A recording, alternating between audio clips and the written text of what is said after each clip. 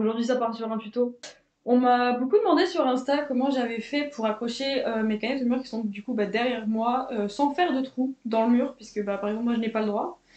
Du coup, aujourd'hui je vous montre comment je fais. C'est donc sur ce magnifique faciès qu'on commence ce tuto.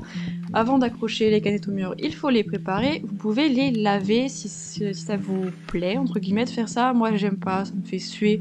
Je trouve ça contraignant, donc à la place, je vais venir sceller le haut des canettes avec du scotch pour s'assurer, en fait, tout simplement que le sucre n'attire pas les bestioles.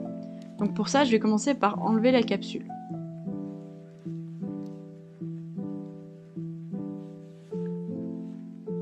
Bon, je galère un peu, mais je finis par y arriver.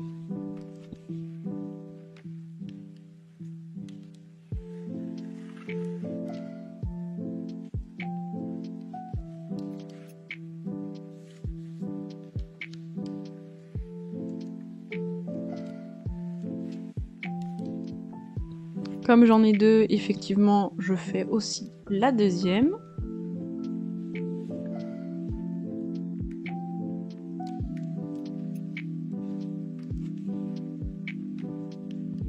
Et je vais venir ensuite découper un morceau de scotch d'une taille adéquate pour couvrir l'entrée de la canette.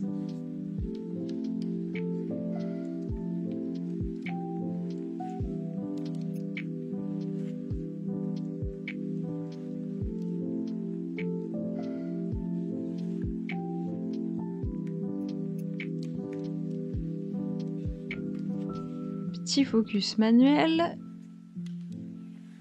Ensuite, donc, je colle le morceau de scotch par-dessus donc l'entrée de la canette et je vais venir bien le coller dans les petits coins, dans la petite rainure, la gouttière de la canette avec mon ongle.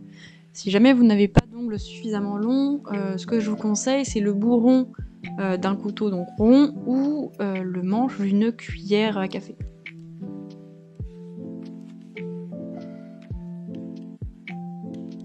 Toujours pareil, je fais la deuxième et je vous montre encore une fois sur celle-ci comment je fais.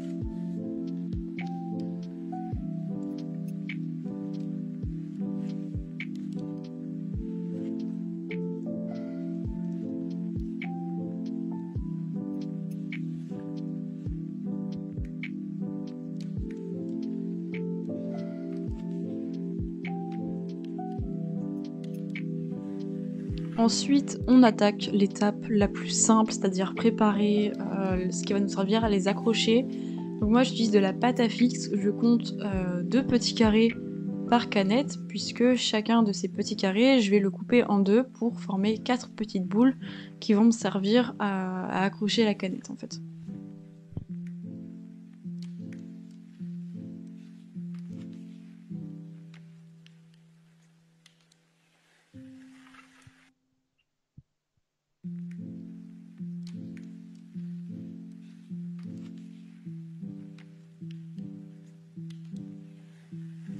Et on passe à l'étape finale, accrocher la canette. Je vais placer les 4 boules de pâte à fixe à la verticale et pour ça, personnellement, je commence par les mettre sur le mur, tout simplement parce que j'ai une tapisserie à relief, donc je m'aide de la hauteur de la canette pour placer la dernière, puisque je vais placer les deux autres au milieu de des deux premiers que j'ai placés. Et donc l'avantage de les coller au mur d'abord, c'est que si vous avez un mur avec des reliefs, que ce soit un mur en crépi entre guillemets ou en tapisserie, c'est comment vous êtes sûr que la pâte à fixe va prendre la forme du relief et qu'elle va bien coller, puisque vous ne pouvez pas appuyer avec la canette vide parce qu'elle est trop fragile, vous risqueriez de l'abîmer.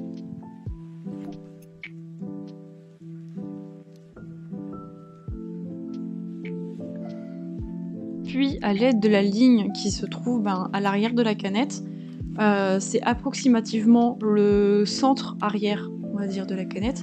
Je vais placer cette ligne sur les boules de pâte à fixe, et puis ensuite, ce sont des réglages ou l'appréciation de chacun pour qu'elle soit droite, pour qu'elle soit alignée. Surtout si vous en avez plusieurs, comme je vous ai montré moi dans mon appartement, je les mets toutes avec une distance précise entre elles et toujours droite parce que j'apprécie beaucoup quand c'est tout droit, sinon ça me trigger un peu.